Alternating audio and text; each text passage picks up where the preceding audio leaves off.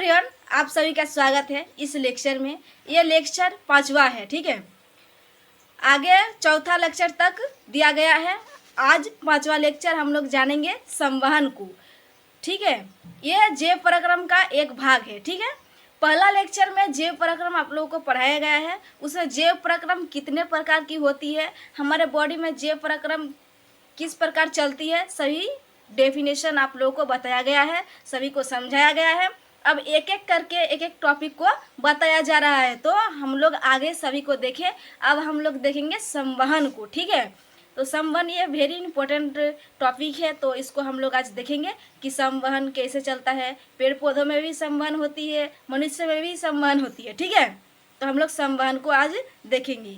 तो ये संवहन क्या है? मनुष्य में भोजन, ऑक्सीजन व अन्य आवश्यक पदार्थों की निरंतर आपूर्ति करने वाला तंत्र संवहन तंत्र कहलाता है, ठीक है।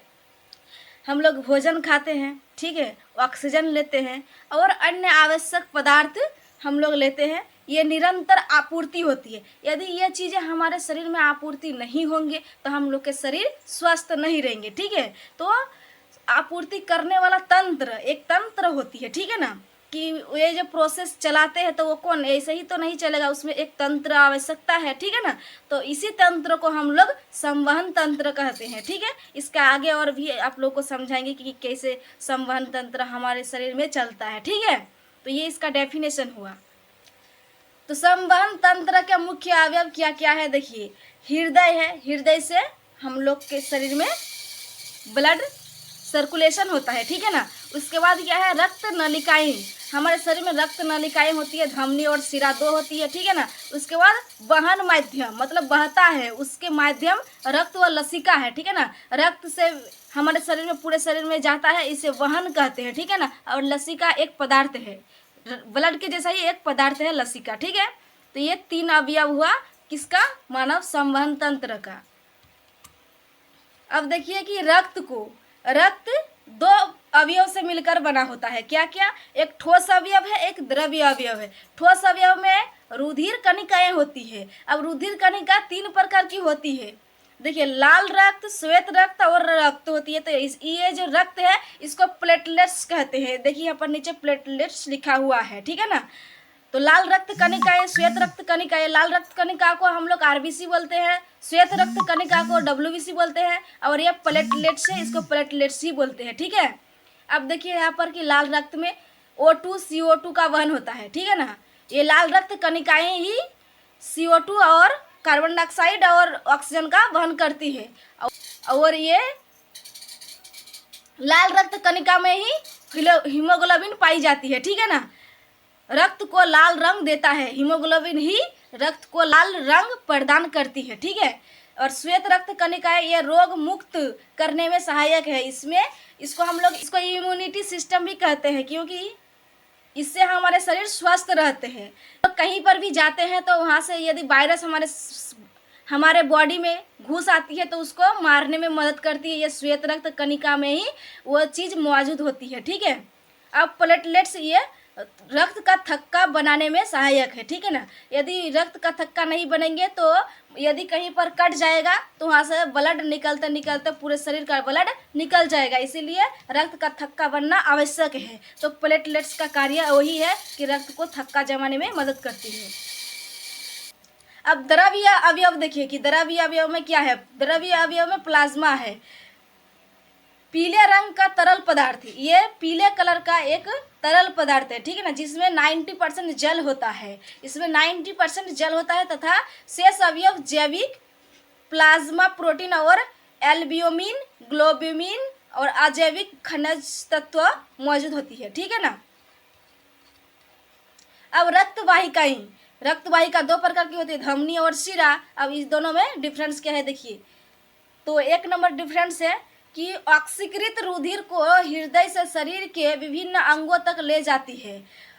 अपवाद फुफ्फुस धमनी, यहाँ पर देखिए कि ऑक्सीजन जो है तो ये धमनी इसका वहन करती है, पूरे बॉडी में ऑक्सीकृत रुधिर को लेकर जाती है। लेकिन हमारे हृदय में ये फुफ्फुस धमनी मौजूद होती है, वहाँ पर अशुद्ध रक्त यानी कि अनऑक्सीकृत ब्लड को वहन करती है, इसीलिए यहाँ पर अपवाद देकर लिखे हैं, ठीक है। अब सिरा देखिए, सिरा ये विभिन्न अंगों से अनॉक्सीकृत रुधिर एकत्र करके वापस हृदय में ले जाती है। अपवाद फुफ्फुस सिरा, तो ये क्या करती है, अनॉक्सी रुधिर को पूरे बॉडी से लेकर हमारे हृदय में लाती है, ठीक है। अब अपवाद में दिया हुआ है फुफ्फुस सिरा, तो वहाँ पर हृदय पर ही ये सिरा मौजूद है। यहाँ पर ये हृदय से पूरे बॉडी में जो ब्लड आती है वो फुफ्फुस सिरा से आती है, लेकिन जो ब्लड हमारे पूरे शरीर में जाती है वो ऑक्सीकृत होती है, लेकिन यहाँ पर सिरा से जाती है, इसीलिए अपवाद देकर फुफ्फुस सिरा दिया है। और यहाँ पर फुफ्फुस धमनी अपवाद में दिया है, क्यों दिया है, क्योंकि वहाँ पर जो अनॉक्सीकृत ब्लड है उसको पूरे शरीर में से लेकर हृदय में पहुँचाता है, इसीलिए यहाँ पर ये अपवाद में है, ठीक है। अब दूसरा नंबर, धमनी की भित्ति मोटी व अधिक लचीली होती है। इसकी भित्ति क्या होती है, मोटी और लचीली होती है, और सिरा की भित्ति कम मोटी व कम लचीली होती है। ये कम मोटी होती है और कम लचीली होती है। देखिए, जब कोई ब्लड डोनेशन करती है या करता है तो उसमें से सिरा या धमनी से ब्लड को निकालता है। किससे निकालता है, सिरा से निकालती है, ठीक है ना। यदि धमनी को काटेंगे ना, वहाँ से ब्लड बहुत ही हाई स्पीड से जाती है ना, तो वहाँ पर यदि हम लोग धमनी को काट देंगे या धमनी को हम लोग छेद कर देंगे तो वहाँ से ब्लड निकलते रहेंगे, ठीक है ना। और सिरा से कम स्पीड से जाती है, इसकी भित्ति मोटी नहीं होती है, मतलब कम मोटी होती है, वह कम लचीली होती है, ठीक है ना। अब देखिए, यहाँ पर धमनी में वाल्व नहीं होते हैं, इसमें वाल्व नहीं होता है, क्योंकि इतना स्पीड से ये जाती है पूरे बॉडी में कि इसमें वाल्व लगाने की ज़रूरत ही नहीं होगी, ठीक है। और सिरा में वाल्व होते हैं, क्योंकि वाल्व यदि हम लोग नहीं लगाएंगे ना, तो वाल्व किसे कहते हैं आप लोग जानते हैं? नहीं जानते तो आप लोग को बताते हैं।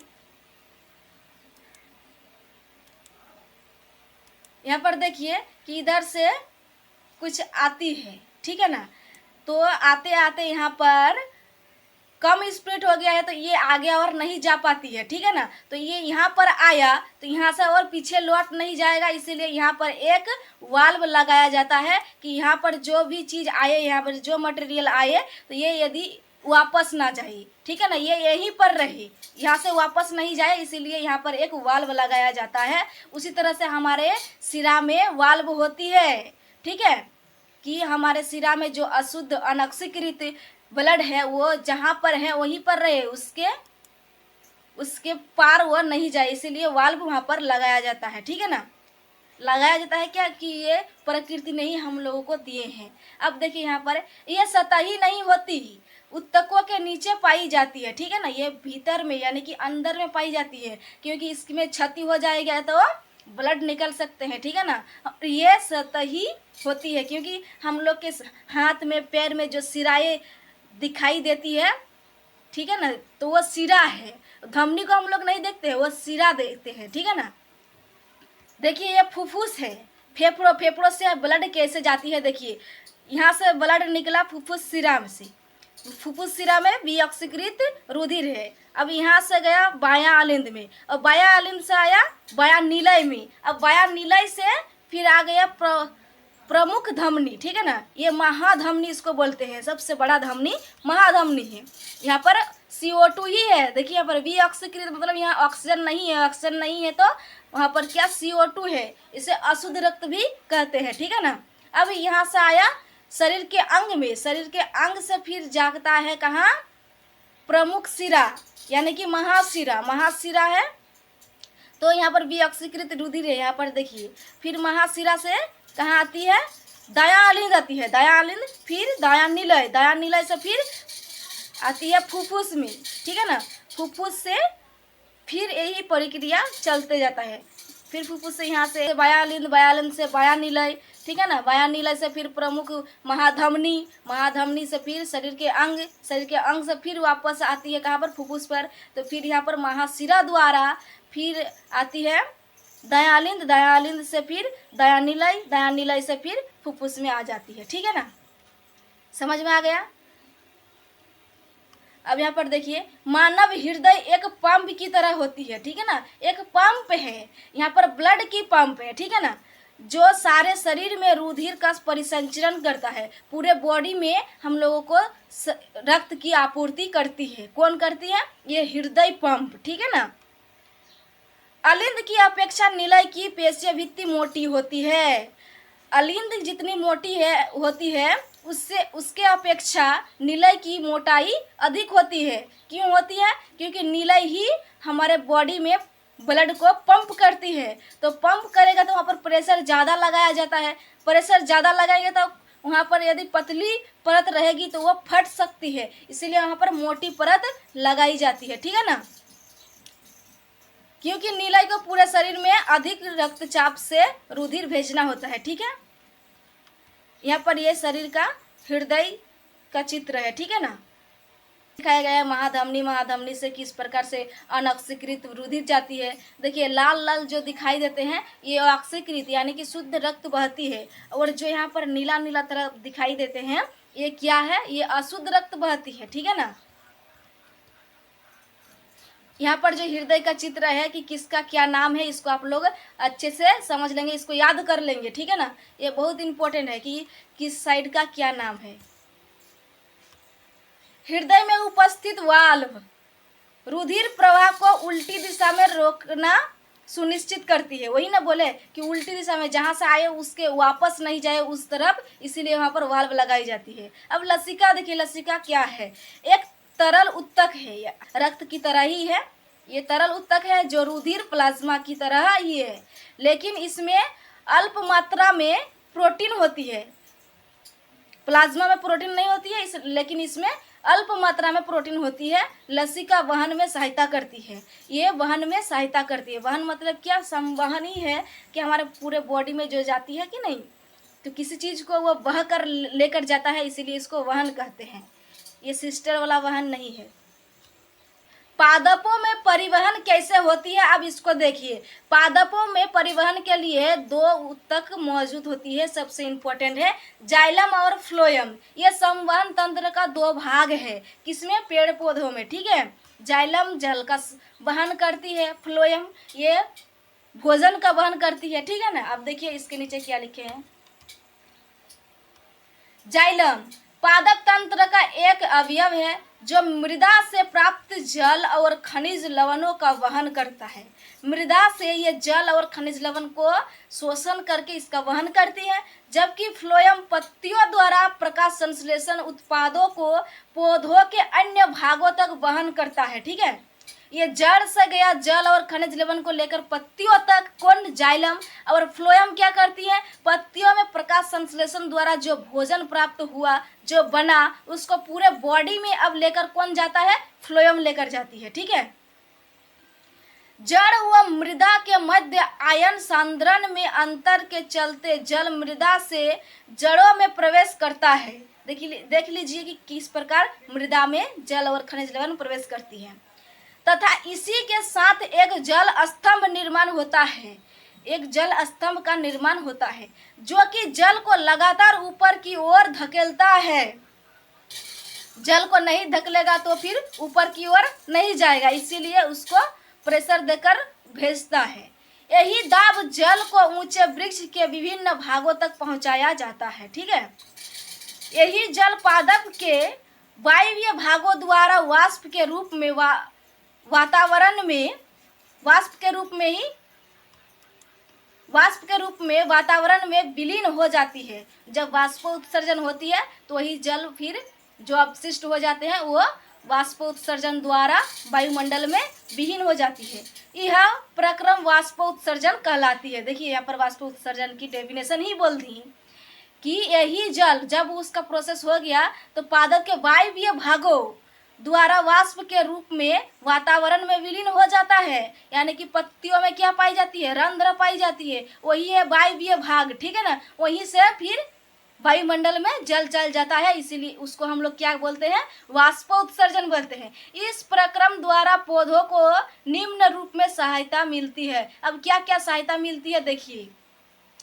जल के अवशोषण एवं जड़ से पत्तियां तक जल तथा विलय खनिज लवणों के ऊपरी मुखी गति में सहायक। अब देखिए इसको ऊपरी मुखी में सहायक मिलती है। पौधों में ताप नियमन में भी सहायता होती है। पौधों में टेम्परेचर की इक्विलिब्रियम होना चाहिए, इसलिए उसमें भी ये सहायता करती है। ठीक है।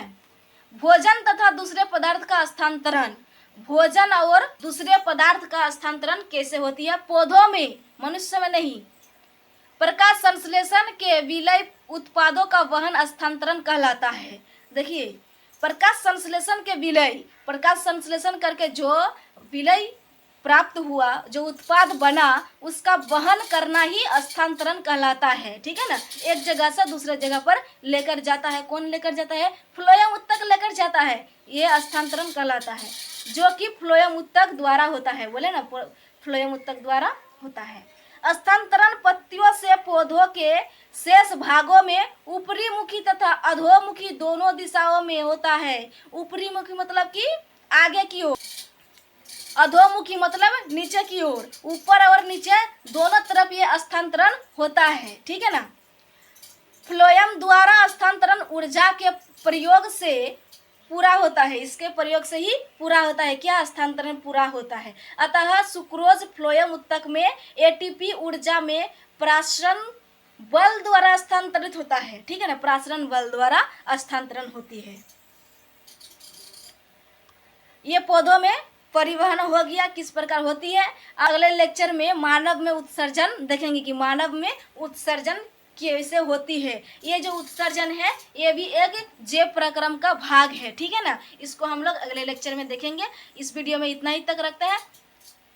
आप लोग वीडियो को पूरा देखते रहें। ठीक है। जो भी नहीं समझ में आता है आप लोग कमेंट करेंगे। ठीक है।